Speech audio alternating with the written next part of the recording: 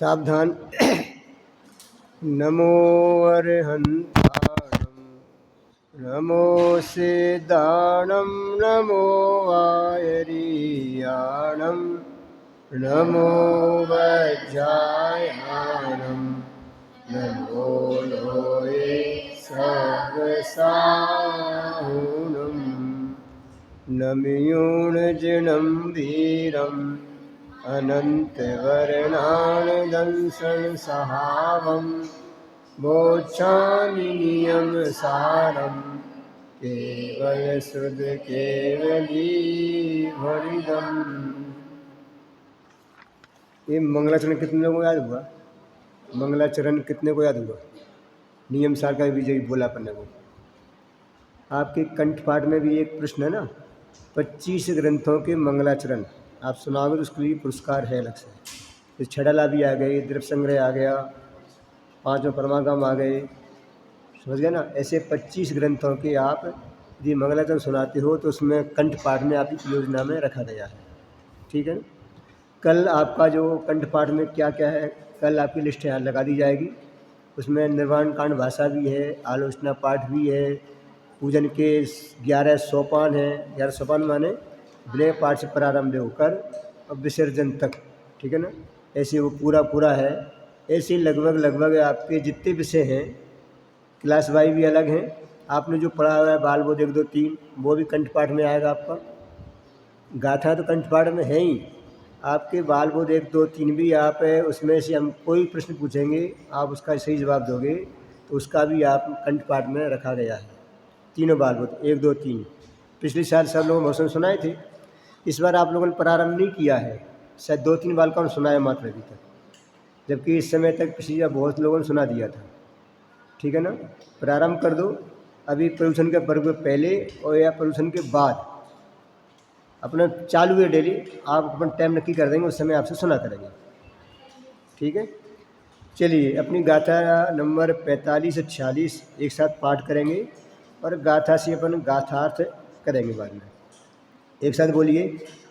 वर्ण रस गंध फासा थी पुंसनुविषादिपज्जाया संठाना सहनन्ना सव्वे जीवस्य नो सन्ति रसमरूपं गन्धम् अव्यक्तं चेदना गुणसमृद्धं जानयनं गहनं जीवनवृत्तिसंठानम्।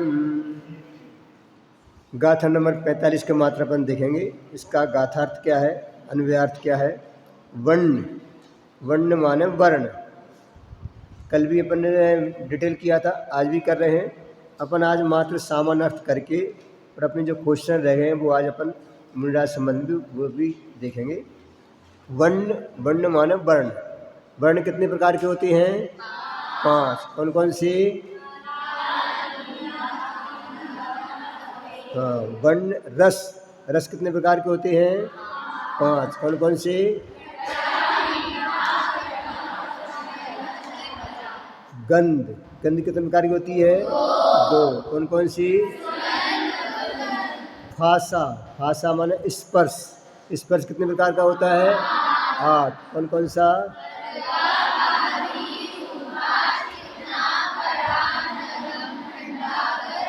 कितने लोगों को ये पता नहीं है? हाथी तो करना है एक बार जिनको पता नहीं है। ये पुद्गल की 20 पर्याय है। सबको पता है? आपको पता नहीं है? पुद्गल की 20 पर्याय है। अपन जब गिनाई ना कोई 5 वर्ण की, 5 रस की, 2 गंध की, 8 स्पर्श की, कितनी पर्याय हुई टोटल? प्रेरणा 20 पर्याय। किसकी पर्याय है ये? पुद्गल की। तो ये पर्याय पुद्गल की हैं। इनमें आत्मा का वास नहीं है या इनका आत्मा में वास नहीं है, इसलिए आत्मा इनसे रहित है। आपने वही पढ़ना है। मेरी महिमा कैसी है कि मेरे में कोई वर्ण नहीं है। आत्मा कौन से कलर का है? निष्ठा। आत्मा कौन सी कलर का है? अरे कौन सी कलर का है? राजवी, आत्मा कौन सी कलर का है? काला है, पीला है, नीला है, लाल है, सफ़ेद है। कुछ लोग क्या कहा? आयुषी।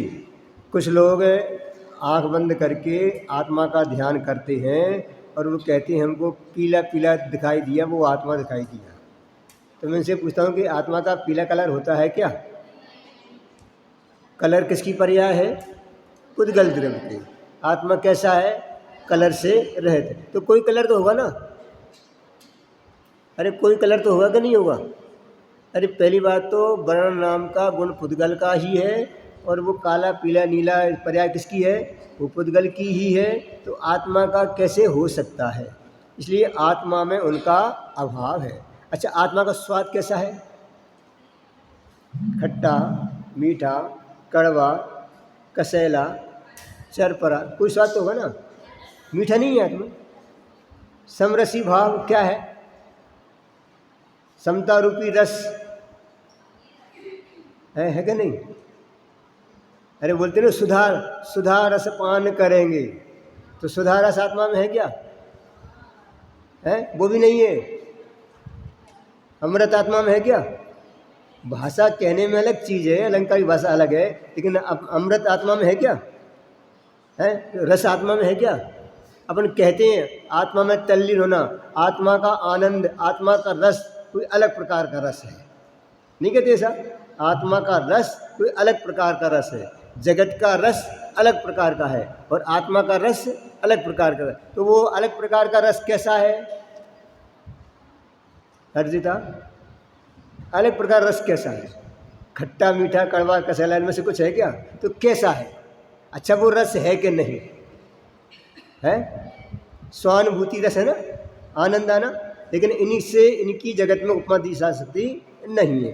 इसलिए आत्मा वर्ण रहे थे, आत्मा गंध रहे थे, आत्मा रस रहे थे, आत्मा स्पर्श रहे थे।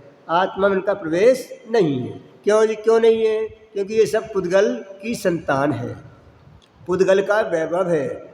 मेरे में और इनमें, पुद्गल में, दोनों में अत्यंत अभाव है। दोनों में एक में एक पना नहीं है, दोनों में तादात्म्य पना नहीं है, इसलिए ये मेरे नहीं है। आगे आते हैं, यहाँ ख्याल आ गया इतना? गाथा का इतना समझ में आ गया? श्रुति करना, गाथा कितना अर्थ यहाँ तक? वर्ण रस गंध भाषा, यहाँ तक का अर्थ। आप लेके नहीं बैठे शास्त्र? बेटे शास्त्र लेकर बैठा करो, कम से कम 4 के बीच में 1 भी हो जाता तो भी देख सकते थे। हाँ चलो, वर्ण माने वर्ण, ठीक है ना? फिर रस माने 5 रस, गंध माने सुगंध दुर्गंध 2 और भाषा माने स्पर्श आदि। ये आत्मा में नहीं है। आगे, थी पुंसन उस्यादि पज्जाया। थी माने स्त्री पर्याय, पुंसन माने पुरुष पर्याय, उपसमयादि माने नपुंसक पर्याय। ये नपुंसक भी आत्मा नहीं है, पुरुष भी आत्मा नहीं है, और स्त्री भी आत्मा नहीं है। या आत्मा में स्त्रीपना नहीं है, आत्मा में पुरुषपना नहीं है, आत्मा में नपुंसकपना नहीं है। अच्छा, आप स्त्री हो के नहीं लब्धि? अरे हो के नहीं हो, दो जी स्त्री हैं और इधर हम कहते पुरुष हैं, और आचार्य देव क्या कह रहे हैं? आत्मा स्त्री नहीं है, आत्मा पुरुष नहीं है। तो आचार्य की बात सही है कि हमारी बात सही है? है? तो दिख तो रहा है हमें सामने प्रत्यक्ष में, स्त्री पर्याय दिख रही है, पुरुष पर्याय दिख रही है। अरे दिख रही नहीं दिख रही? प्रकट में पर्याय दिख रही है ना, एक स्त्री पर्याय, एक पुरुष पर्याय। और आचार्य देव कह रहे हैं कि आत्मा स्त्री नहीं है और आत्मा पुरुष भी नहीं है। तो है क्या फिर? गाथा क्या है फिर? कि आत्मा में जो स्त्री पर्याय है वो वर्तमान में दिखाई भले दे रही है, लेकिन आत्मा उस पर्याय रूप हुआ नहीं है। ये विजाति पर्याय है। विजाति सुन तो, विजाति माने जाति के भार, विजाति माने हमारी जाति की नहीं है, ख्याल है ना? अन दूसरी जाति की है। तो इसकी जाति कौन सी है? इसकी जाति है पुद्गल जाति। और मेरी जाति कौन सी है? मेरी जाति है चेतन जाति। इसकी जाति है जड़ जाति। मेरी जाति कौन सी है? मेरी जाति है चेतन जाति। तो विजाति माने मेरी जाति के नहीं है। दूसरी भाषा में कहें, टोली भाषा में कहते हैं असमान जाति पर्याय। क्या कहा उसको वहाँ पर? असमान जाति पर्याय। असमान माने असमान, समान नहीं है। क्या कह दिया? असमान यानी समान नहीं है, मेरे समान नहीं है, तो मेरे से अलग है, मेरे से हटके है, वो पर्याय मेरे में नहीं है। क्लियर हो गया? यदि आत्मा स्त्री हो जाए तो मेरा आत्मा कभी पुरुष हो पाएगा, कभी भगवान हो पाएगा, कभी अलग हो पाएगा? तो भले स्त्री पर्याय में है, लेकिन स्त्री पर्याय दिखने के बावजूद भी कुछ समय की दिखाई देती है, लेकिन वो आत्मा उस रूप हुआ नहीं है। इसलिए आत्मा का वो स्वभाव नहीं है। और आत्मा तो हमेशा पुरुष ही है। क्या कहा? आत्मा तो पुल्लिंग ही है, आत्मा स्त्रीलिंग है ही नहीं। हम भले स्त्रीलिंग पुल्लिंग ये भेद ऊपर कर रहे हैं, लेकिन वास्तव में आत्मा तो पुल्लिंग है। आत्मा तो वास्तव में इन रूप हुआ ही नहीं है। तो मेरे में इनका अभाव है, मैं इन रूप हुआ नहीं हूँ। अब आता है एक क्या है? विजाति पर्याय। कैसी पर्याय है? विजाति पर्याय। विजाति माने मेरी जाति की पर्याय नहीं है। संठाना, संठाना यानी कि संस्थान। क्या कहा? संस्थान। आस्था, आवाज़ आ रही है क्या?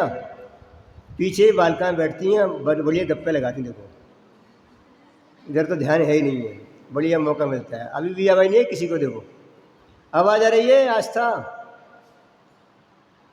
अनुभूति आ रही है आवाज़? अभी मैं पूछूंगा मैंने क्या बोला है, ध्यान रखना। जब भी जाने दूंगा, बाद में आकर पूछूंगा मैंने अभी क्या क्या बताया है, आत्मा कैसा कैसा है। ठीक है आरोही? सुनना ध्यान से। क्या करा? आत्मा कैसा है? आत्मा में वर्ण नहीं है, आत्मा में रस नहीं है, आत्मा में गंध नहीं है, आत्मा में स्पर्श नहीं है। या ऐसा कहें, ये आत्मा नहीं है, ये आत्मा नहीं है, इनमें आत्मा नहीं है। फिर स्त्री आत्मा नहीं है, पुरुष आत्मा नहीं है, नपुंसक आत्मा नहीं है। ये सब विजाति पर्याय है, असमान जाति पर्याय है, इनमें मेरा अस्तित्व नहीं है। अब आता है संठाना। संस्थान, संस्थान माने होता है आकार।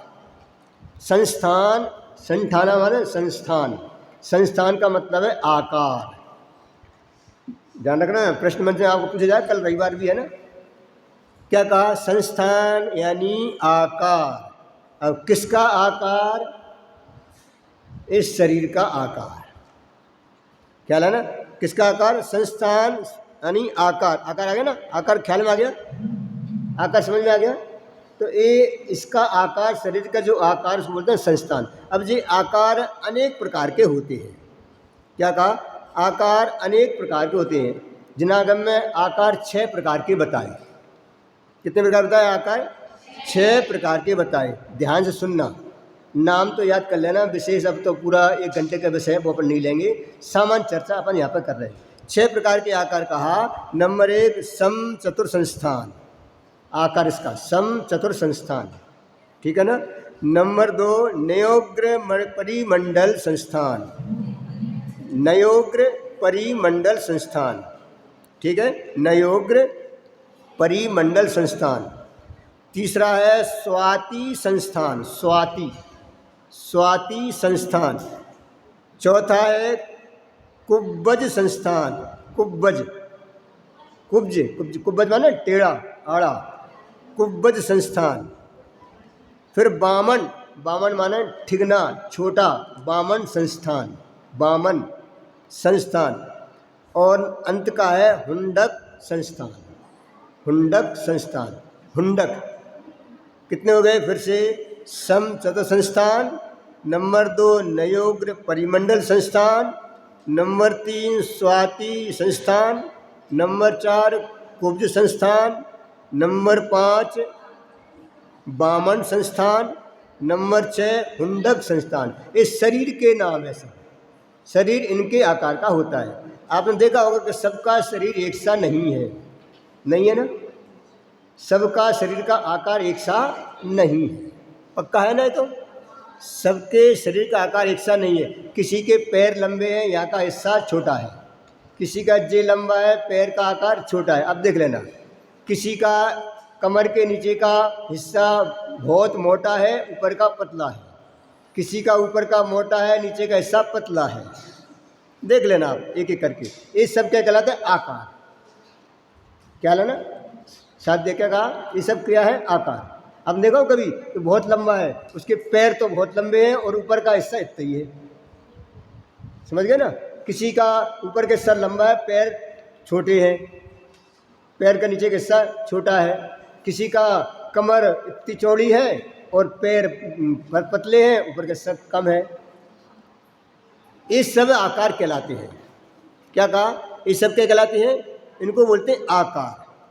अब इनके स्वामी कौन कौन है वो विषय तो बहुत लंबा है, इतना समझ लो कि ये आकार सब शरीर के हैं, आकार शरीर आश्रित हैं, ये आत्मा के आकार नहीं। अपन को तो इतना सा भेद ज्ञान करना है, क्योंकि उसमें अपन जाएंगे समझेंगे तो वो विषय बहुत लंबा हो जाएगा। अब इतना समझो कि जो भी आकार है सब आकार शरीर आश्रित है, पराश्रित है, पुद्गलकृत है, पुद्गल का है, नाम कर्म के द्वारा आकार मिला है। नाम कर्म ने इसकी रचना की है। नाम कर्म को क्या कहा उपमा दी अपन ने? नाम कर्म को उपमा काय की दी है? चित्रकार। चित्रकार चित्र बनाता है ना, तो जैसे चित्रकार चित्र बनाता है वैसी नाम कर्म शरीर की रचना करता है, वो निमित्त बनता है। तो किसी का, इसलिए मालूम है जगत में जितने लोग हैं सबका फेस एक सा नहीं मिलता है। अभी यहाँ पर 108 बालका हैं, सभी का एक से एक चेहरा मिलता है क्या? अरे मिलता है क्या? बिल्कुल मिलता है? बिल्कुल नहीं मिलता है। तो ऐसी कारण क्या है? ऐसा अलग अलग आकार का क्यों है? सबका शरीर का आकार भी अलग अलग है। किसी की नाक लंबी, किसी की नाक छोटी, किसी की नाक चौड़ी, किसी की नाक पतली, किसी की मोटी। अरे है कि नहीं? आप देखना ऐसे जा रहे हो ना, तो किसी का ए हिस्सा ऊंचा है, ए हिस्सा नीचा है, किसी का ए हिस्सा ऊंचा तो ए हिस्सा नीचा है। पैर में चप्पल पहनते हैं, जूते पहनते तो एक पैर में चप्पल सही आती है, एक में टाइट आती है। आती कि नहीं आती है? देख लेना, अंतर पड़ेगा। कभी कभी ऐसा नहीं होता, एक में टाइट जैसा लगता है, एक में ढीलापन जैसा लगता है। और पक्का प्रैक्टिकल है ना। और नहीं, जिनको नहीं लगा तो वो लग के देख लेना एक बार, होता है कि नहीं होता है। तो हर तरह से होता है, लेकिन जो भगवान का होता है उसको बोलते हैं सम चतुसंस्थान। उनका सारे अंग उपांग एक से होते हैं। क्या कहा? भगवान के सारे अंग उपांग एक से होते हैं, कोई अंतर रंच मात अंतर उसमें होता नहीं। ख्याल है ना? किसके? तीर्थंकर परमात्मा का शरीर होता है, उसके सारे अंग उपांग एक से होते हैं। नापते भी ऐसे हैं कि यहाँ से जो नापा ना, यहाँ से यहाँ तक का, वो यहाँ लगाएंगे प्रकार, यहाँ लगाएंगे, अपने में अंतर आ जाएगा, उनके में अंतर नहीं आएगा। है ना? आप बारीकी से नापोगे तो दोनों कानों में अंतर आएगा, दो कानों में कुछ ना कुछ अंतर आएगा। आप बारीक नापोगे तो हाथों में अंतर आएगा, एक हाथ लंबा सा, एक हाथ छोटा सा। ख्याल है ना? एक प्रैक्टिकल ना पकड़ में आता है, कभी कुछ पकड़ में नहीं आता है। तो ये सब कहलाते हैं शरीर के आकार। क्लियर हो गया? और ये आकार संस्थान जीव नो संति, ये जीव में नहीं, ये आकार वाला मैं नहीं, ये आकार मुझ में नहीं है, ये आकार जीव में नहीं है। हमको तो ये सिद्ध करना है। क्या कहा? जी आत्मा कैसा है? आत्मा संस्थान रहित है। कैसा है? आत्मा इन आकारों से रहित है। ये आकार समस्त पुद्गलकृत संतान है। किसकी संतान है? पुद्गल जन्य है, पुद्गल का है, पुद्गल का वैभव है। इसमें मेरा लवलेश मात्र भी नहीं है। लब्धि पीछे क्या कहा मैंने अभी? लब्धि पीछे, लब्धि क्या बोला? उसके पास में निद्रा देवी आ गई थी, आई ना? देखो आगे चलो क्या कहा, ध्यान से। मैंने क्या कहा फिर से? ये आकार आत्मा में नहीं है, इनसे आत्मा रहित है। इसलिए आत्मा कैसा है? संस्थान रहित है। जीवस्य नो संति, ये जीव में नहीं है। जीवस्य जीव में नो संति नहीं है। क्या नहीं है? ये आकार।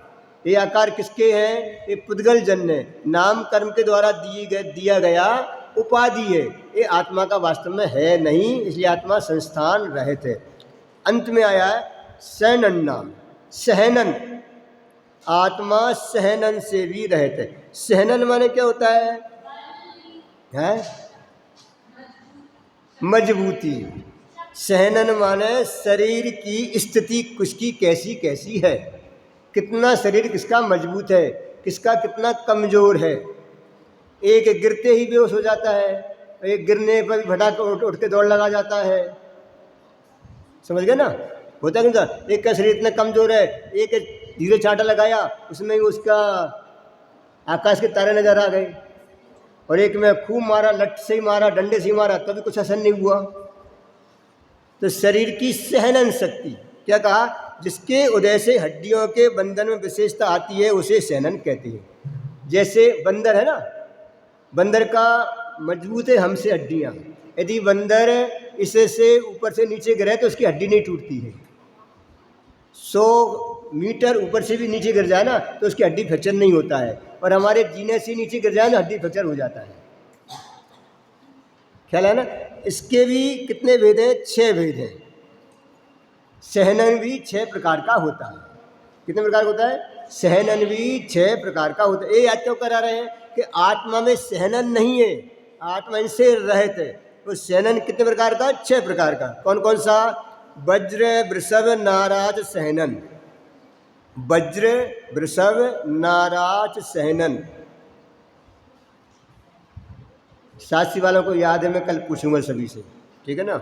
इनको याद नहीं वो लिख लेना। नंबर 1 वज्र वृषभ नाराज सहनन, नंबर 2 वज्र नाराज सहनन, वज्र नाराज सहनन, नंबर 3 नाराज सहनन।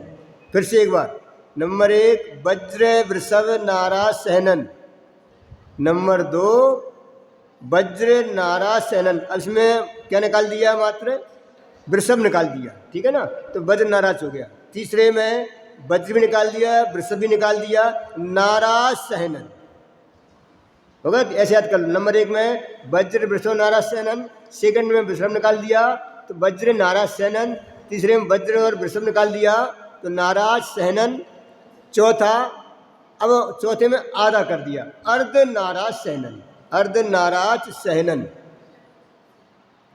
हो गया। चौथे नंबर का अर्ध नाराज सहनन, अर्ध नाराज सहनन। पांचवा है कीलित सहनन, पांचवा है कीलित, कीलित, कीलित, कील होता है ना, कील लगाते कील ठोकते हैं, अरे कील ठोकते ना, तो कीलित सहनन। और छठवा है असंप्राप्त सुपाटिका सहनन, असंप्राप्त सुपाटिका सहनन, असंप्राप्त, असंप्राप्ता सुपाटिका सहनन, असंप्राप्ता सुपाटिका सहनन। क्या लगे ना? देखो बाद में लिख लेना, अपन यहाँ पे कर देंगे। हमें क्या कहा यहाँ? वज्र माने जो वज्र के समान अवय जिसका भेदन न किया जा सके ऐसा वज्र, जिसका भेदन न किया जा सके ऐसा वज्र। वृषभ माने जिससे बांधा जाए उसे वृषभ वेष्टन कहते हैं, जिससे बांधा जाए, बांधा जाता है ना, वृषभ माने बांधना, वज्र माने ठोस मजबूत जो किसी से भेदा ना जाए। फिर नाराज माने कील का है, नाराज नाम की कील, जैसे दरवाजे के कब्जों के बीच लोहे की कील ठोकी जाती है। दरवाजे सेट किए ना तो काई कील ठोकते अपन, लोहे की कील से उसको मजबूत करते हैं, ठीक है ना? फिर हो गया ना सहनन, हड्डियों का समूह। अब कौन सी हड्डी है? मजबूत हड्डियों का समूह हो गया।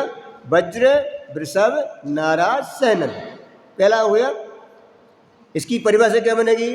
जिस शरीर में वज्र की हड्डियों हो, वज्र का वृषभ हो, वज्र का नाराज हो, उसे वज्र वृषभ नाराज कहते हैं। क्या कह दिया? जिस शरीर में वज्र की हड्डियाँ हो, वज्र हड्डियाँ ना टूटे नहीं, किसी कीमत पे कहीं से कैसा हो जाए तो भी हड्डियाँ नहीं टूटे। फिर क्या हो? साथ में वृषभ बंधन हो और नाराज कील हो, इससे जो बंधा हुआ हो वह कहलाता है वज्र वृषभ नाराज सहनन। क्या कहा? वज्र वृषभ नाराज सहनन। जैसे बाहुबली का और भरत का वज्र वृषभ नाराज सहनन था, तो जब युद्ध का क्षेत्र में आए तो दोनों के सेनापति बोले कि भगवान तुम्हारा दोनों तो कुछ नहीं बिगड़ना है, कुछ भी नहीं होना है, बिगड़ेगा किसका?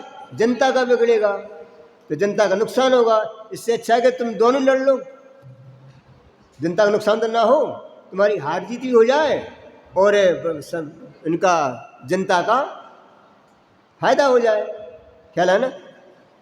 ऐसा फिर दूसरा शरीर है वज्र नाराज सैनन, जिसमें वज्र के बंधन ना हो, सामान्य बंधन से बांधा जाए, किंतु कील व हड्डियों वज्र की हों, कील और हड्डी तो वज्र की हों, उसे कहते हैं वज्र नाराज सैनन, ख्याल है ना। तीसरा है नाराज, जिसमें वज्र विशेष से रहित साधारण कील से हड्डियों को संधि को सैन किया हो, सामान्य कीलों से उसको जोड़ा हो, वो कहलाता है नाराज। अर्ध नाराज में जिसमें हड्डियों की संधियों नाराज से आधी जुड़ी हो, कील से आधी जुड़ी और आधी जुड़ी ना हो, वो कहलाता है अर्ध नाराज। कीलित, जिसमें हड्डियां परस्पर में नोक व गड्ढे के द्वारा फंसी हो, यानी कोई कील भी नहीं लगाई हो, ऐसी फंसा दी हो, नोक से ऐसी फंसा दी ना, कीलों का उपयोग नहीं किया है, वो कहलाता है कीलित सैनन। और असम प्राप्त सुपेट का सैनन, जिसमें अलग अलग हड्डियों से बंधी हो, परस्पर में कीलित ना हो, उसे कहते हैं असंप्राप्त सुपेट का सैनन, यानी इसमें कीलिंग का उपयोग किया ही नहीं है। अब लगा लेना, इस कुल मिलाकर के शरीर की मजबूती कमजोरी का यहाँ पर वर्णन किया गया है। संक्षिप्त सार इतना सा है, तो वो सहनन वो आत्मा में नहीं है, वो आत्मा में उसका प्रवेश नहीं है। ये सब क्या है? ये सब पुद्गल का वैभव है, पुद्गल की संतति है, पुद्गल की संतान है, और पुद्गल द्रव्य में और मेरे में अत्यंत अभाव है, तो ये सैनन मेरे में है नहीं। इतनी सी बात यहाँ सिद्ध करना थी, ख्याल आ गया ना। क्या कि ये सैनन आत्मा में नहीं है, संस्थान आत्मा में नहीं है, सैनन आत्मा में नहीं है, ये स्त्री पुरुष नपुंसक आदि विजाति पर्याय आत्मा में नहीं है, स्पर्श रस गंध वर्ण जो पर्याय है पुद्गल की 20 पर्याय, वो आत्मा में नहीं है। गाथा का देखो, वर्ण रस गंध स्पर्श स्त्री पुरुष नपुंसक आदि पर्याय संस्थान और सैनन, यह सब जीव को नहीं है। ख्याल आ गया। सामान अपन इतना एक सार एक शब्द में कहें तो आत्मा में एक पुद्गल कृत संतान आत्मा में नहीं है, आत्मा इनके पराधीन नहीं है, आत्मा में इनका अभाव है या इनका आत्मा में अभाव है। आत्मा इनसे अलग है और ये आत्मा से अलग है, इनका और आत्मा का कोई तालमेल नहीं है। इसलिए मैं वर्ण रहित, गंध रहित, स्पर्श रहित, रस रहित, विजाति पर्यायों से रहित, संस्थान रहित और सैनन रहित हूँ। ये मेरा स्वभाव है। कब है? ये स्वभाव अनादि से है, अनंत काल तक ऐसा ही स्वभाव रहेगा। साध्या सीधे बट क्या कहा? ये स्वभाव कब से है? अनादि से, और अनंत काल तक मेरा स्वभाव ऐसा ही रहेगा। इनसे रहित मेरा स्वभाव है। ठीक है ना। ये सामान एक बार गाथा पाठ करें अपन। वर्ण रस गंध फासा ही पुंसन उस आदि पर जाया, संठाना सहना सब्बे जीवस नो संति। बस इसको अपन नहीं पूरा करके जो अपने कल प्रश्न रह गए अपने एक दो आज वो दिखते हैं। कल कौन सा रह गया था अदिति? मुनिराज किन 6 कारणों से आहार नहीं लेते हैं? अपन ने कल क्या लिया था? किन कारणों से आहार लेते हैं, ये अपन ने कल लिया था। आज किन कारण से आहार नहीं लेते हैं, ये अपन आगे विषय ले रहे हैं। ठीक है ना। जो कल नहीं आए थे आपको लिखना है, तो जो कल आए थे उनसे लिख लेना। मुनिराज की 5 वृत्ति कौन कौन सी है और मुनिराज किन 6 कारणों से आहार लेते हैं। ठीक है। आज अपना आज का विषय है किन 6 कारणों से आहार नहीं लेते हैं। नंबर 1, आकस्मिक व्याधि के आ जाने पर। आकस्मिक, अचानक कोई व्याधि आ जाए, आकस्मिक व्याधि आ जाए, अचानक कोई विपदा आ जाए, कोई व्याधि आ जाए, तो मुनिराज आहार नहीं लेते हैं। ठीक है, हो गया। आकस्मिक व्याधि के आने पर मुनिराज आहार नहीं लेते हैं, एक हो गया। सेकंड नंबर, भयंकर उपसर्ग आ जाने पर। भयंकर उपसर्ग आ जाने पर, भयंकर समझ गए ना, जैसे 700 मुनियों पर उपसर्ग आया, उपसर्ग आया तो आहार लिया क्या? और मुनियों को उपसर्ग भयानक उपसर्ग जाए तो उपसर्ग के काल में भी मुनिराज आहार नहीं लेते हैं, आहार के लिए नहीं निकलते हैं। भयंकर उपसर्ग आने पर, भयंकर, हाँ भयंकर माने बहुत भयानक, भयंकर माने अधिक। नहीं समझ में आया? अब बोली को समझ नहीं आया। अंधेरा है और भयंकर अंधेरा है, घना अंधेरा, घना कह दो ना, ख्याल है ना? तो ऐसा घोर, अब यह शब्द वो भी लगा घोर उपसर्ग आने पर, ये सब लगा सकते भयंकर जगह घोर उपसर्ग आने पर उन्हें आहार नहीं लेते हैं। तीसरा नंबर है ब्रह्मचर्य व्रत की रक्षा करने के लिए, ब्रह्मचर्य व्रत की रक्षा करने के लिए क्या कहा? ब्रह्मचर्य व्रत की रक्षा करने के लिए 3 हो गए। नंबर 1 आकस्मिक व्याधि आने पर, नंबर 2 भयंकर या घोर उपसर्ग आने पर, नंबर 3 ब्रह्मचर्य व्रत की रक्षा के लिए, नंबर 4 जीवन दया हेतु, जीवों की दया के हेतु, जीवों की दया के हेतु, क्योंकि बिना जीवों की हिंसा के आहार संभव नहीं है। जाना पड़ेगा, वहाँ पर रुकना पड़ेगा, जो हार बनेगा आदि आदि होगा तो विकल्प आ गया कि आज अपन इससे निवृत्त रहते हैं तो हार नहीं लेंगे, होगा कहीं न कभी होगा। हम एक आसन क्यों करते हैं? एक आसन करने का उद्देश्य वही है, एक आसन करेंगे तो शाम के आराम परिग्रह से रुक जा, बंद हो जाएगा, विकल्प नहीं आएगा और हम धर्म साधना करेंगे। तो जीवों की दया के बाबत 5वें नंबर का है अनशन आदि तप करने बाबत, अनशन आदि तप करने बाबत, अपनी शक्ति का परीक्षण करने के लिए, अनशन आदि तप करने के लिए मुनिराज आहार नहीं लेते हैं। जैसे हम देखते हैं कि आज हमको आहार नहीं लेना है, तो हमारी सामर्थ्य कितनी है, शक्ति कितनी है, इस हेतु से आहार नहीं लेते हैं, ठीक है ना। अंतिम है संन्यास काल के आने पर, यानी मरणांतिक काल में भी आहार नहीं लेते। संन्यास काल नजदीक आ गया है तो भी मुनिराज आहार नहीं लेते हैं। हो गया। संन्यास काल के आने पर ऐसे 6 कारणों से मुनि भगवंत आहार नहीं लेते हैं। हो गया क्लियर? ऐसे 6 कारणों से मुनिराज आहार नहीं लेते हैं। आपको मूल में देखना है तो मूलाचार गाथा नंबर 480 देख लेना, ठीक है ना। मूलाचार गाथा नंबर 480 उसमें से ये लिया गया है। मूलाचार गाथा नंबर 480 आचार वृत्ति भी है और मूलाचार, इसमें गाथा नंबर 480 नंबर की गाथा है, वहाँ पे ये लिया गया है, ठीक है ना। आज अपन देखते हैं दूसरा नंबर का, मुनिराज का आहार होता है वो कितने अंतराय टाल करके होता है। अंतराय माने कार्य में विघ्न आना, अंतराय माने हमारे कार्य करने में विघ्न का उपस्थित होना, वो कहलाता है अंतराय। ख्याल है ना? फिर से सुन लो, अंतराय माने कार्य करने में विघ्न का उपस्थित हो जाना, विघ्न का सामने आ जाना, जिससे हमारा कार्य रुक जाए, कार्य न हो पाए, वो कहलाता है अंतराय। हो गया अंतराय इसमें? क्या लगे ना, है ना, कार्य रुक गया किसी कारण बस। जैसे आप मंदिर आ रहे थे और मंदिर आते थे, रास्ते में ऐसा प्रसंग बन गया कि मंदिर छूट गया, मंदिर में प्रवेश नहीं कर पाए, तो वो कहलाएगा अंतराय।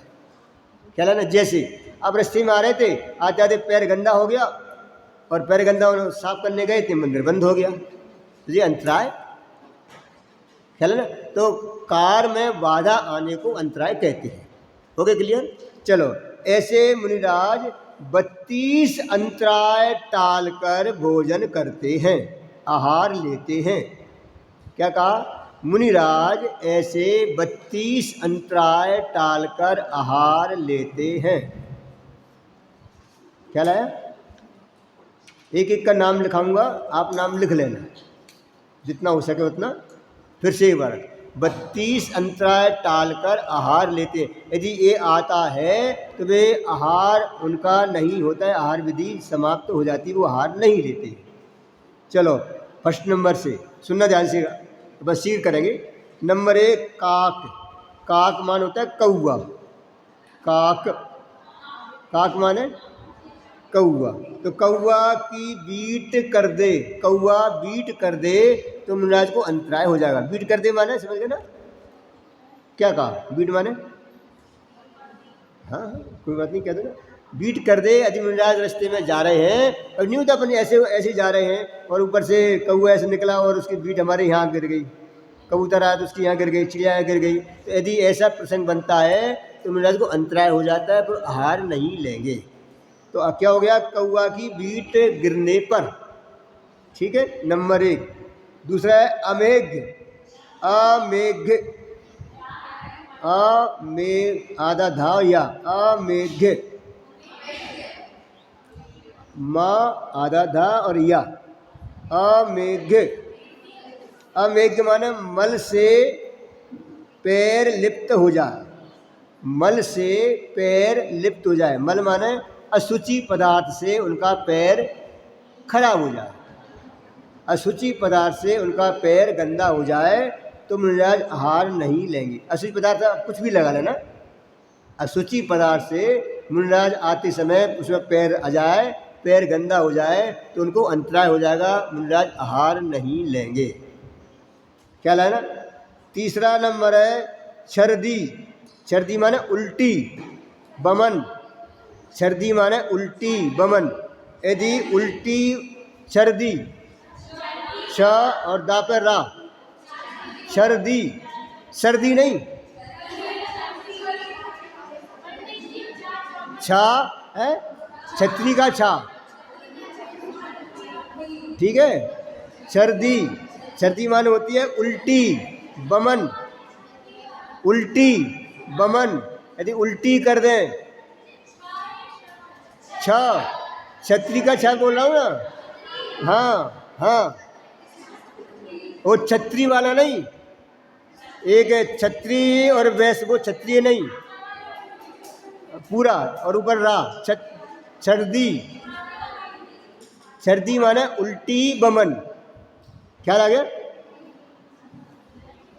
यदि उल्टी बमन उनको हो जाए या किसी सामने और किसी को हो जाए तो भी उनको आहार में अंतराय आ जाएगा, आहार नहीं लेंगे। ख्याल आ गया? कितने हो गए? 3। चौथा रोधन। रोधन माने कोई रोक ले, रोधन कोई रास्ते में रोक ले, कोई रुकना पड़े तो मुनिराज आहार नहीं लेंगे। हो गया रोधन, रोक ले। रक्त स्राव, रुधिर निकलना, खून का निकलना। स्राव मानो तो खून, रक्त माने खून और स्राव माने उसका बहना, खून का बहना, या उनका खून बहे या फिर सामने वाले का खून बहे। हो गया रक्त स्राव, रुधिर का निकलना। रुधिर माने समझे ना, खून का निकलना, या उनके कोई पैर में ठेवा लग जाए तो उससे खून निकल रहा हो, या सामने कोई आ रहा हो उसका ठेवा लग जाए उससे खून निकल रहा हो कोई कारण से, तो उनको अंतराय हो जाएगा, वे आहार नहीं लेंगे। क्या हुआ?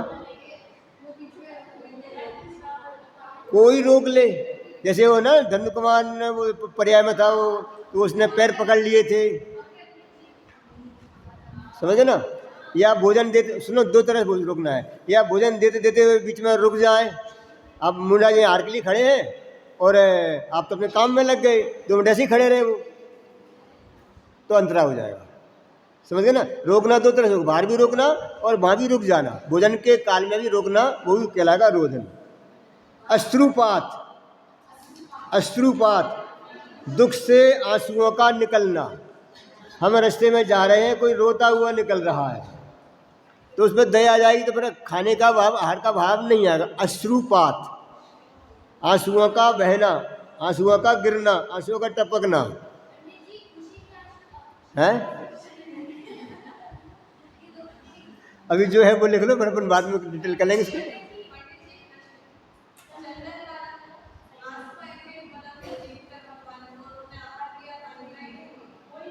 हाँ, यहाँ शब्द दिया है दुख से। सुनो जा, सुनो सुनो, श्रेणी तुम्हारा जवाब। यहाँ कहा है दुख से अश्रुओं का गिरना, शब्द दिया है दुख से।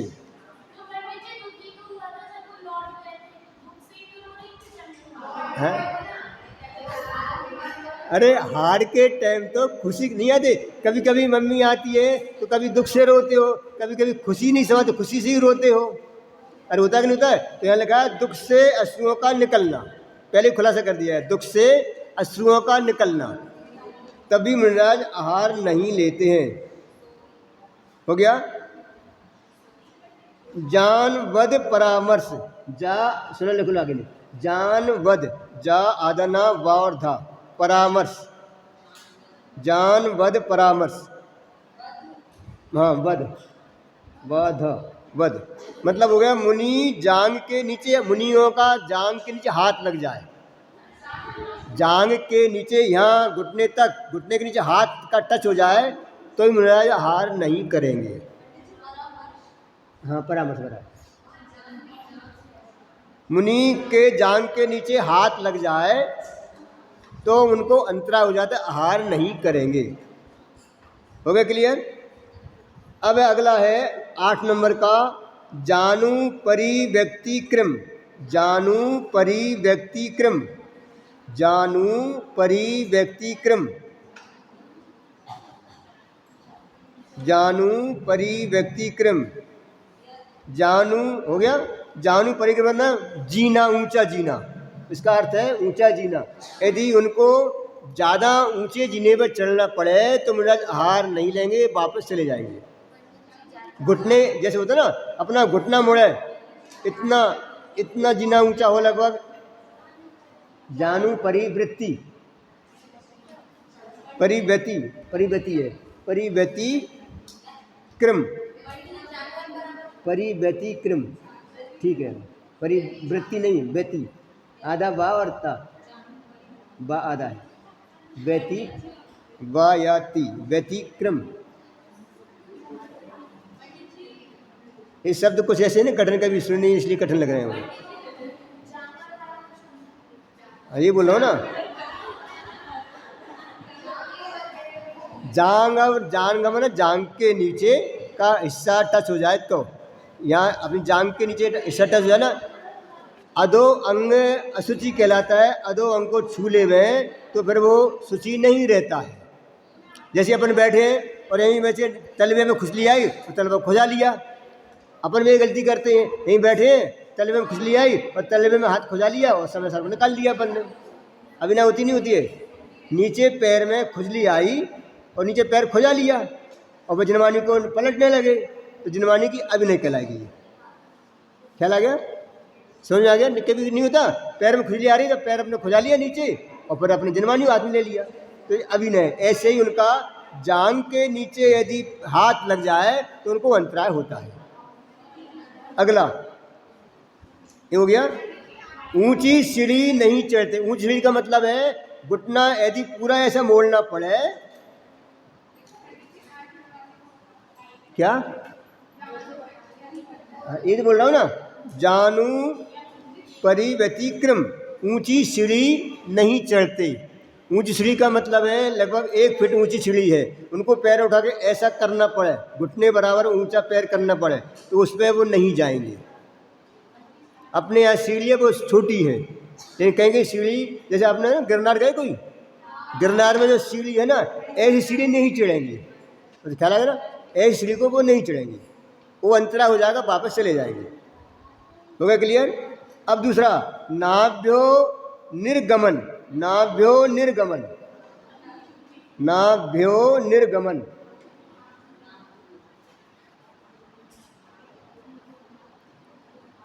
नाभ्यो निर्गमन बताना बराबर, मतलब ज़्यादा झुकना पड़े, नाभि के बराबर ऐसा झुकना पड़े, ऐसे घर में प्रवेश नहीं करेंगे। नाभि जितना उनको झुकना पड़े, आगे नवना पड़े, तो ऐसे घर में प्रवेश नहीं करेंगे, उनको अंतराय हो जाएगा। ख्याल है ना? किसी घर नहीं होते, छोटे छोटे घर होते हैं, तो घर छोटे होते हैं, ऐसे नवना पड़ता है, झुकना पड़ता है, तो झुक करके वो अंदर प्रवेश नहीं करेंगे। ठीक है ना? 9 नंबर हो गए। 10वां नंबर है प्रत्याख्यात सेवन। प्रत्याख्यात, प्रत्याख्यात सेवन।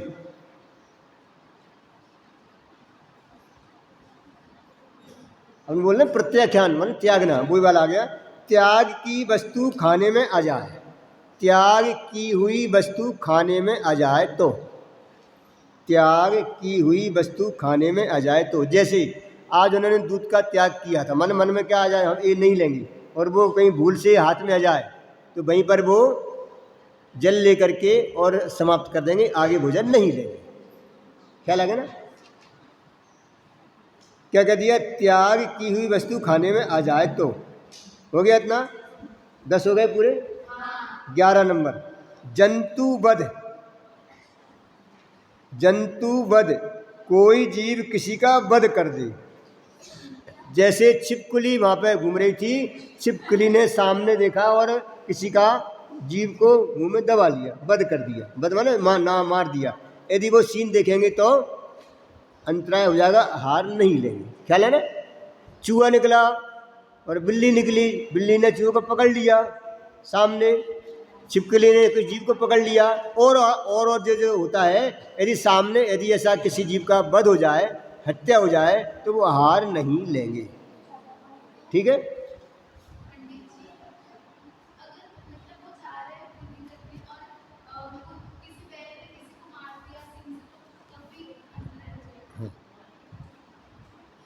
हो गया इतना, जंतु वध हो गया। कोई जीव किसी का वध कर दे तो उस समय वो आहार नहीं लेंगे। अब कोई भी लगा लेना, बिल्ली चूहा हो, छिपकली हो, कोई जीव हो या कोई और बड़ा जीव हो, उसको और ऐसा कुछ करता हो, सब तरह से लगा लेना, तो वो आहार उनको नहीं लेंगे, अंतराय हो जाएगा। 12 नंबर है काक आदि पिंड हरण। काक आदि पिंड हरण, काका आदि पिंड हरण, काका माने कौआ आदि, पिंड हरण माने उनको ग्रास उठा ले जाए। पिंड हरण माने, पिंड माने होता है भोजन का ग्रास, पिंड माने भोजन का जो ग्रास है वो पिंड को हरण कर ले जाए, उठा ले जाए। ऐसे मुनिराज हार ले रहे हैं और कौआ आकर के उसमें हाथ में से कुछ ले जाए। आप कहोगे ये कैसे हो सकता है? कि हाँ हो सकता है। जंगल में मुनिराज हार लेते नहीं लेते हैं? अरे बाहर हार लेते नहीं लेते हैं, तो बाहर कौआ आकर के ऐसा करके झपट के ले जा सकता है, नहीं ले सकता है? तो ये संभावना है। यदि ऐसा प्रसंग बने तो भी वो आहार नहीं लेते हैं, अंतराय हो जाता है। क्यों पूरे कर देगा? टाइम तुम्हारा हो गया है, कल करें।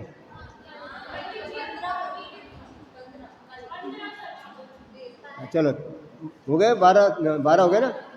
काक आदि पिंडहरण हो गया, काक आदि पिंडहरण। चलो 13 नंबर है ग्रास पतन। ग्रास माने कौर, पतन माने गिरना। यदि एक कौर के बराबर भोजन नीचे गिर जाए, वैसे तो गिरता रहता है क्योंकि ऐसे बांधे हैं तो उसमें से खीर निकल जाती है, पानी निकल जाता है और भी कुछ टुकड़ा गिर जाता है, लेकिन ग्रास माने एक ग्रास के बराबर, एक कौर के बराबर नीचे गिर जाए तो फिर अंतराय हो जाएगा, हार नहीं लेंगे। समझ गए ना? वैसे सामान तो गिरता रहता है, कितना ही करे तो भी नीचे गिरता है। नीचे थाल रखते हैं, आप देखा होगा, थाल रहती है उसमें वो हार लेते हैं और दूध गिर गया, पानी गिर गया, कुछ थोड़ा कण भी गिर गया। यदि इतना कौर बराबर एक हम जो ग्रास लेते हैं इतना गिर जाए तो उनको अंतराय हो जाएगा। तो इसका नाम है ग्रास पतन। हो गया। अगला 14 नंबर है पाणव जंतुवध। पाणव माने हाथ, पाण माने हाथ होते हैं, पाणव जंतुवध, हाथ में कोई जीव आके मर जाए। ऐसे हार ले रहे थे, इधर से मक्खी आई और उसमें गिर गई और खत्म हो गई। या चावल आपने दिए, चावल में इल्ली निकल आई तो उनको अंतराय हो जाएगा। ख्याल है ना? कोई उनके हाथ में आकर के जंतु मर जाए या मरा जीव उसके हाथ में दिख जाए तो हार नहीं लेते। हम क्या करते हैं, वो हार में इल्ली आ गई तो उठा के अलग कर देंगे और फिर दूसरी ले लेंगे अपन, और वो हार नहीं लेते। हो गया। 15 नंबर है मांस आदि दर्शन। मांस आदि का दर्शन, मांस मधु आदि या मरे हुए जीव को देख ले तो आहार नहीं लेते हैं। जैसे चौके में गए हैं, आसपास यदि वो मांस मधु आदि दिखाई दे जाए या मरा हुआ जीव दिखाई दे जाए, चींटी मरी दिख जाए, चींटा मरा दिख जाए, छिपकली मरी दिख जाए या चूहा मरा दिख जाए, उनको दिख जाए तो आहार नहीं लेंगे। ठीक है ना। हाँ, मांस आदि दर्शन, यानी कि मांस मधु आदि और मरे हुए जीवों को देखने से। मरा हुआ जीव पड़ा है, कोई छिपकली पड़ी है, चूहा पड़ा है, या कुछ भी कोई भी पड़ा है, यदि उनको दिख जाए कि मरा हुआ सब पड़ा हुआ है तो उनको अंतरा हो जाता है, वो हार नहीं लेते हैं। हो गए 15। यही था रहने। अच्छा, आधा आधा कर दो। 16 नंबर का पादांतर जीव। पादांतर जीव, पैर के नीचे से कोई पंचेंद्रिय जीव निकल जाए। ऐसे खड़े हैं और पंचेंद्रिय जीव माने कोई बिल्ली पैर के नीचे निकल जाए, या कोई चूहा नीचे से निकल जाए, या छिपकली नीचे से निकल जाए, पैरों दोनों पैरों के नीचे से, तो उनको अंतराय हो जाता है। इसका नाम पादांतर जीव, ठीक है ना। इसलिए इन कारणों से मिनराज को अंतराय होता, हार नहीं लेते हैं। कितने हो गए? 16 हो गए। बाकी 16 अपन कल देखेंगे।